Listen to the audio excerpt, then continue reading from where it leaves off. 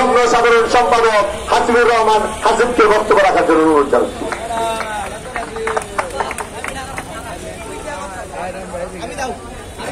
বিসমিল্লাহির রহমানির রহিম।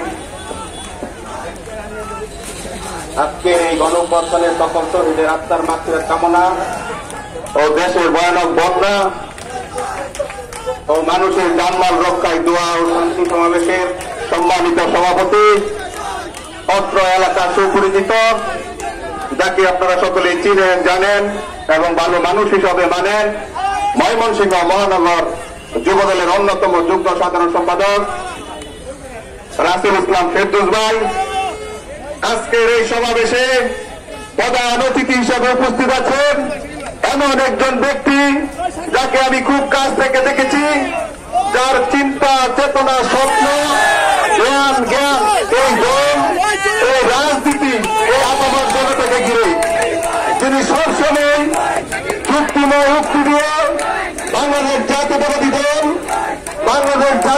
দলের প্রতিষ্ঠাতা শহীদ রাষ্ট্রপতি জিয়াউর রহমান, দেশ নেত্রী বেগম খালেদা জিয়া ও দেশ নায়ক তারেক রহমান সম্পর্কে আমাদের বলেছেন।